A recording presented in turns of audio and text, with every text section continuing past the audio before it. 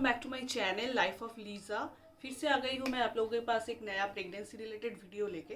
तो आज मैं आप लोगों के साथ शेयर करने वाली हूँ मेरी फर्स्ट ट्रिमिस्टर की जो जर्नी थी, वो मैं आप लोगों के साथ आज इस वीडियो में शेयर करने वाली हूँ। प्रीवियस 2 वीडियो में मैंने आप लोगों के साथ शेयर किया था कि मुझे थायराइड था, पीसीओडी था, इसलिए मेरा फॉलिक्यूल मैट्रिक्स स्टडी हुआ था। उसके बाद एचएसडी टेस्ट हुआ था, उसके बाद मैंने कंसीव किया था। तो कंसीव करने के बाद मैं जब डॉक्टर के पास गई तब डॉक्टर ने मुझे क्या क्या टेस्ट करने के लिए बताया था। क्या ब्लड टेस्ट हुआ था, क्या यूएसजी हुआ था, क्या क्या सप्लीमेंट, क्या मेडिसिन लेने के लिए मुझे डॉक्टर ने बताया था। सारे डिटेल्स मैं आज आप लोगों के साथ इस वीडियो में शेयर करने वाली हूँ। तो वीडियो को स्टार्ट करते हैं। तो फर्स्ट टाइम जब एचएसजी टेस्ट के बाद मुझे घर में की टेस्ट से पता चला कि दैट आई एम प्रेग्नेंट।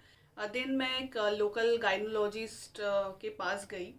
तो वहाँ पे एक्चुअली मेरा फर्स्ट टाइम जो किट था, वहाँ पे जो डबल लाइन आता है, वो सेकेंड वाला लाइन मेरा थोड़ा लाइट कलर का आया था, इसलिए आई वॉज इन डाउट कि इसमें क्या है। कभी कभी फॉल्स प्रेगनेंसी भी डिटेक्ट होता है, केमिकल प्रेगनेंसी जिसको हम बोलते हैं, ऐसा मैंने सुना था। तो मैंने डॉक्टर को जाके सब कुछ दिखाया, सब कुछ बताया कि ऐसा ऐसा हुआ है। तो डॉक्टर ने मुझे फर्स्ट एडवाइस किया था बीटा एचसीजी टेस्ट करने के लिए, जो कि एक सिंपल सा ब्लड टेस्ट होता है, जिस ब्लड टेस्ट में ये देखा जाता है कि आपका जो एचसीजी हार्मोन का लेवल है वो कितना है।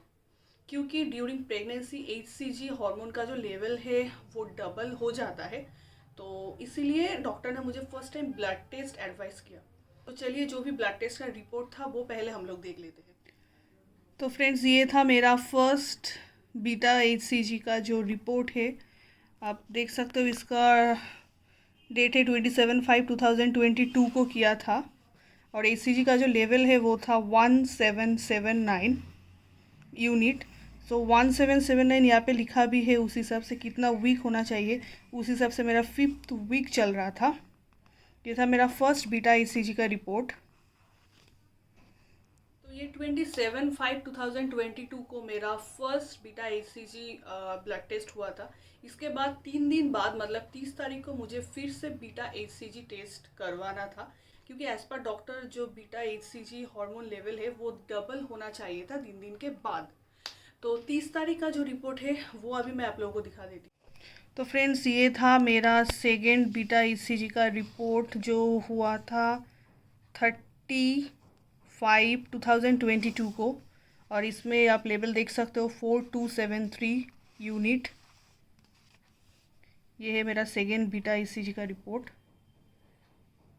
तो ये था मेरा बीटा एचसीजी जो ब्लड टेस्ट था उसका रिपोर्ट। इसके साथ साथ डॉक्टर ने मुझे थायराइड की टेस्ट के लिए भी एडवाइस किया था। T3, T4, TSH, ये तीनों टेस्ट मुझे करवाना था। तो TSH का मेरा जो लेवल था वो आया था 1.42। उस हिसाब से मैंने एंडोक्रिनोलॉजिस्ट को दिखाया, मतलब मेरा जो थायराइड का डॉक्टर था। तो मेरा TSH लेवल देख के ड्यूरिंग फर्स्ट ट्रिमिस्टर जो TSH लेवल होना चाहिए उसके हिसाब से उन्होंने मुझे एल्ट्रॉक्सिन का जो भी डोज है वो एडवाइस किया था। तो डॉक्टर ने मुझे सेकेंड बार बीटा एचसीजी टेस्ट का रिपोर्ट देख के उन्होंने मुझे बताया कि ये प्रेगनेंसी तो कंफर्म है फिलहाल, मतलब कोई टेंशन लेने की बात नहीं है। तो उसके बाद मुझे कंफर्म करना था कि बच्चा जो है वो बच्चेदानी में ग्रो हो रहा है कि नहीं, क्योंकि कभी कभी ऐसा भी होता है जो फेटस है वो फैलोपियन ट्यूब में ग्रो करता है, जिसको हम बोलते हैं ectopic pregnancy. And ectopic pregnancy is a very life threatening condition, जिसमें आपको एबोरेट करवाना होता है। तो ये सुन के मैं थोड़ी तो फर्स्ट टाइम डर गई थी कि अगर ये नॉर्मल इंट्रायूटेराइन प्रेगनेंसी ना हो के एक्टोपिक प्रेगनेंसी होगी तो क्या होगा। तो डॉक्टर ने मुझे बताया कि एक नॉर्मल यूएसजी करवाना है। यूएसजी से आपको पता चल जाएगा कि ये नॉर्मल इंट्रायूटेराइन प्रेगनेंसी है या फिर एक्टोपिक प्रेगनेंसी है। तो मुझे 1 या 2 दिन के बाद ही वो टेस्ट करवाना था।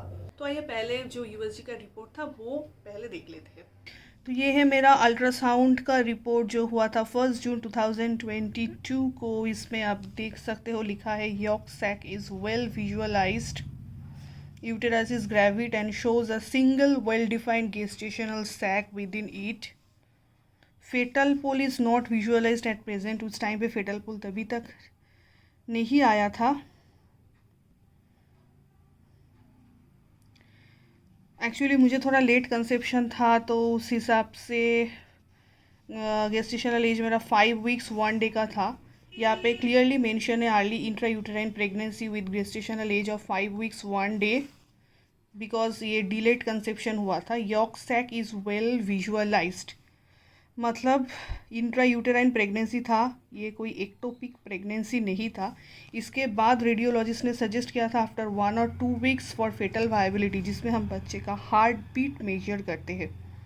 ये था मेरा फर्स्ट यूएसजी का रिपोर्ट। तो फ्रेंड्स, ये तो था मेरा यूएसजी का रिपोर्ट, जिससे चलो ये तो पता चल गया कि एक नॉर्मल प्रेगनेंसी है, intrauterine pregnancy. Ectopic pregnancy जैसा डरने वाली कोई बात नहीं है।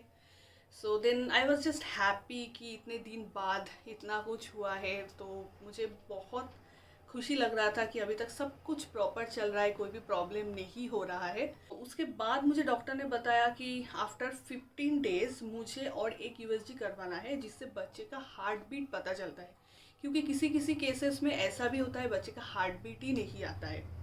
सो इन दैट केस मुझे 15 दिन के बाद और एक यूएसजी करवाना था, तो उसके लिए भी मैं थोड़ा बहुत डरी हुई थी, क्योंकि मैंने यूट्यूब में ऐसा बहुत सारा वीडियो देखा था जिसमें ऐसा बताया गया था कि बच्चे का हार्ट बीट ही नहीं आता है। तो मैं गई, 15 जून था, यस दिस वाज द 15 जून जब मैं गई थी बच्चे के हार्ट बीट का जो यूएसजी होता है वो करवाने के लिए। तो चलिए फ्रेंड्स, पहले देख लेते हैं क्या आया था यूएसजी रिपोर्ट में। ये है मेरा सेकेंड यूएसजी का रिपोर्ट, जो कि 15 जून 2022 को हुआ था। यहाँ पे आप देख सकते हो बच्चे का हार्ट बीट आया है 160 BPM। यहाँ पे भी मेंशन है uterus is gravid, shows a single well defined gestational sac, foetal pole is well visualised, foetal movements and foetal cardiac activity is well visualised. और मेरा नॉर्मल जो गेस्टेशनल एज के हिसाब से उस टाइम पे था 6 weeks 5 day. Early live intrauterine pregnancy 6 weeks 5 days का था तभी। इसके बाद रेडियोलॉजिस्ट ने एनटी स्कैन करवाने के लिए बताया था, जो कि 11 से 13 वीक्स में किया जाता है।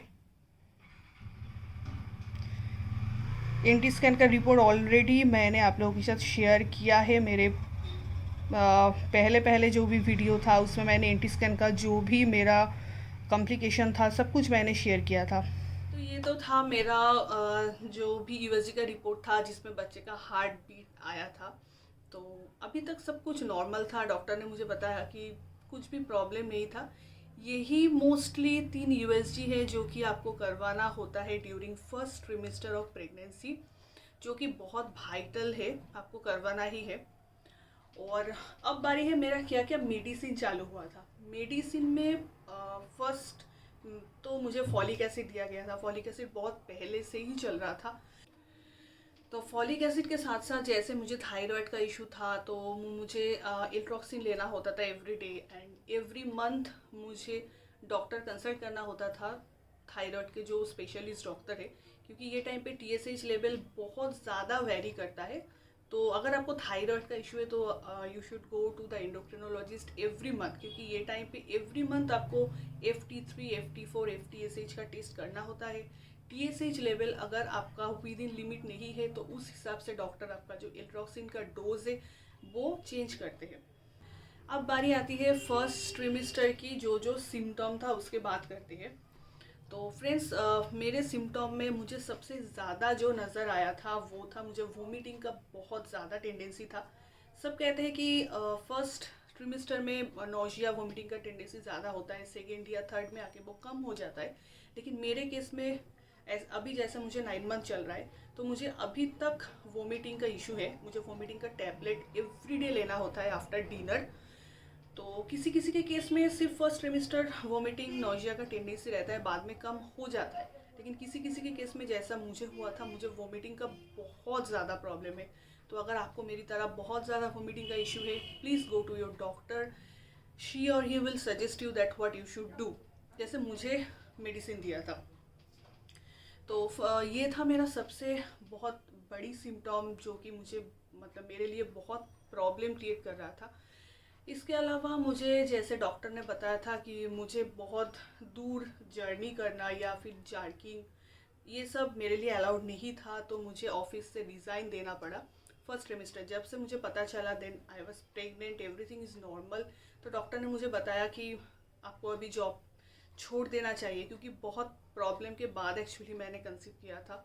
ऐसा नहीं कि हर महिलाओं के केस में ऐसा होता है कि आपको पता चला प्रेग्नेंट हो then you have to resign from your job. ऐसा नहीं होता है। बहुत सारे मेरे फ्रेंड्स हैं जो लोग 7 मंथ 8 मंथ तक जॉब कंटिन्यू करते। लेकिन अगर आपकी डॉक्टर आपको सजेस्ट कर रहा है कि आपको जॉब छोड़ना है, तो फ्रेंड्स आपको डॉक्टर की बात सुन लेना चाहिए। जैसे मैंने जॉब छोड़ दिया था उस टाइम पे, मुझे बहुत ज़्यादा सीढ़ी चढ़ना भी अलाउड नहीं था एज़ पर माई डॉक्टर, तो मैं मोस्टली लिफ्ट से मेरा आना जाना होता था उस टाइम पे। हाँ, डॉक्टर ने मुझे थोड़ा बहुत वॉक करने के लिए बताया था एवरीडे, क्योंकि ये टाइम पे एक्टिव रहना बहुत ज़रूरी होता है। तो मॉर्निंग वॉक, इवनिंग वॉक, ये दोनों मेरा चालू था। मैं 20-25 मिनट चल लेती थी।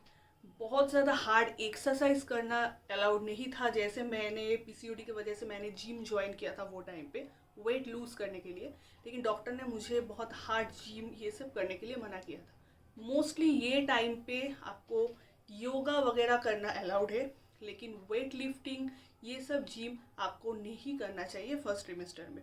अब आती हूँ खाने पीने की बारी। मेरी डॉक्टर ने जैसे मुझे एक डाइट चार्ट दिया था, वो डाइट चार्ट पे सबसे ऊपर जो मेंशन था कि ड्यूरिंग प्रेगनेंसी आपको पपाया एंड पाइनएप्पल, ये दोनों कहीं भी सिचुएशन में नहीं लेना चाहिए, क्योंकि फर्स्ट ट्रिमेस्टर में सबसे ज़्यादा चांस होता है मिसकैरेजेस का। अगर आप पाइनएप्पल, पपाया ये सब लेते हो तो मिसकैरेजेस का स्कोप और भी बढ़ जाता है।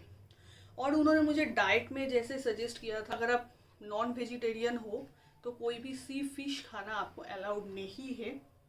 नॉर्मल फिश जैसे रोहू, कातला या फिर छोटा छोटा जो मछली होता है वो आप खा सकते हो, लेकिन बहुत बड़ा जैसा सी फिश ये टाइप जिसमें बहुत हाई मार्करी लेवल रहता है, वो सब खाना अलाउड नहीं था। अगर आप अल्कोहल लेते हो तो ये टाइम पे वो आपको स्टॉप करना चाहिए। Active smoking and passive smoking दोनों चीज़ों से आपको ये टाइम पे दूर रहना चाहिए, क्योंकि ये आपके लिए और आपके बच्चे दोनों के लिए बहुत ही हानिकारक है। आपको अगर चाय या फिर कॉफ़ी या फिर डार्क चॉकलेट ये सब की बहुत ज़्यादा आदत है, तो वो भी आपको ये टाइम पे कम करना चाहिए। जैसे नॉर्मल टाइम पे मैं कॉफ़ी बहुत ज़्यादा पीती हूँ, तो डॉक्टर ने मुझे 200 mg पर डे कॉफ़ी लेने के लिए बताया था एज़ पर माई डॉक्टर डाइट लिस्ट। तो अगर आपको भी चाय, कॉफ़ी या फिर ये सब चीज़ों की बहुत ज़्यादा आदत है, तो प्लीज़ आप अपने डॉक्टर के साथ कंसल्ट कीजिए। डॉक्टर आपको बता देंगे कितने मात्रा तक आप कैफीन ले सकते हो ये टाइम पे। इसके अलावा और एक बहुत बड़ी प्रॉब्लम जो कि मुझे फर्स्ट सेमेस्टर में बहुत ज़्यादा हो रहा था, वो था कॉन्स्टिपेशन का प्रॉब्लम। तो ज़्यादातर महिलाओं के केसेस में ये होता है during first trimester of pregnancy. तो इसके लिए मैंने डॉक्टर से कंसल्ट किया था, क्योंकि मुझे कॉन्स्टिपेशन, हार्ट स्टूल का बहुत ज़्यादा प्रॉब्लम था, और वो टाइम पे बहुत ज़्यादा प्रेशर देना भी अलाउड नहीं था, क्योंकि फर्स्ट ट्रिमेस्टर ही सबसे वाइटल होता है जिस टाइम पे आपको मिसकैरेजेस का चांसेस बहुत ज़्यादा होता है।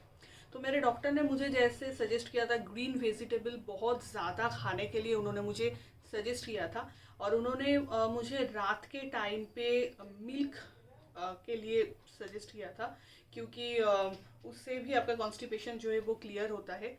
घर पे बनाया हुआ दही भी आप खा सकते हो, वो भी आपके कॉन्स्टिपेशन को हील करता है। तो ग्रीन वेजिटेबल के ऊपर डॉक्टर ने मुझे ज़्यादा जोर दिया था, क्योंकि वो खाने से आपका जो कॉन्स्टिपेशन है वो क्लियर हो जाता है। तो एकदम से मेरा ग्रीन वेजिटेबल या फिर मिल्क या फिर दही से कॉन्स्टिपेशन क्लियर हो गया था वो नहीं बताऊंगी मैं, क्योंकि मुझे मेडिसिन की ज़रूरत हुआ था। मुझे बहुत ज़्यादा प्रॉब्लम हो रहा था कॉन्स्टिपेशन का, इस वजह से मुझे बहुत पेट में दर्द भी होता था, बहुत पेन भी होता रहता था। तो डॉक्टर ने मुझे एक मेडिसिन सजेस्ट किया था, लेकिन एज़ पर माई डॉक्टर अगर आपको नॉर्मल खाने से, ग्रीन वेजिटेबल्स, मिल्क या फिर कुछ भी लेने से आपको कॉन्स्टिपेशन क्लियर हो जाता है, तो फिर आपको मेडिसिन लेने की ज़रूरत नहीं है, क्योंकि ये टाइम पे बहुत ज़्यादा मेडिसिन, एक्स्ट्रा मेडिसिन लेना वो भी अच्छी बात नहीं होता है। और एक बातों का आपको सबसे ज़्यादा ध्यान रखना होता है फर्स्ट ट्रिमेस्टर में, जो कि मेरी डॉक्टर ने मुझे बार बार बताया था, क्योंकि वो टाइम पे बहुत ज़्यादा भारी सामान उठाना आपको अलाउड नहीं है। तो मेरे केस में भी मुझे डॉक्टर ने मना किया था बहुत ज़्यादा भारी सामान उठाने के लिए, या फिर झुक के कोई भी काम करने के लिए डॉक्टर ने मुझे बिल्कुल भी मना किया था, क्योंकि इससे आपका जो मिसकैरेजेस है उसका चांस और भी बढ़ जाता है। तो ये बात आपको ध्यान में रखना चाहिए। तो फ्रेंड्स, ये तो था मेरा नॉर्मल फर्स्ट ट्रिमिस्टर का जर्नी। वहाँ पे मुझे डॉक्टर ने क्या क्या सजेस्ट किया था, क्या मेरा मेडिसिन चल रहा था, क्या सिम्टम्स था, क्या प्रॉब्लम था, क्या क्या यूएसजी ब्लड टेस्ट हुआ था, सारी डिटेल्स मैंने आप लोगों के साथ इस वीडियो में शेयर किया। तो अगर आज का ये वीडियो आपको थोड़ा सा भी इंफॉर्मेटिव लगा हो, एक लाइक ज़रूर कर देना। और अगर आपने अभी तक मेरे चैनल को सब्सक्राइब नहीं किया है तो प्लीज़ प्लीज़ प्लीज़ मेरे चैनल को सब्सक्राइब भी कर देना, ताकि आगे मैं जो भी प्रेगनेंसी रिलेटेड वीडियो लेके आती रहूँ उसका नोटिफिकेशन आपके पास जल्द से जल्द आ जाए। मिलते हैं नेक्स्ट वीडियो पे। Good night, till then, bye bye.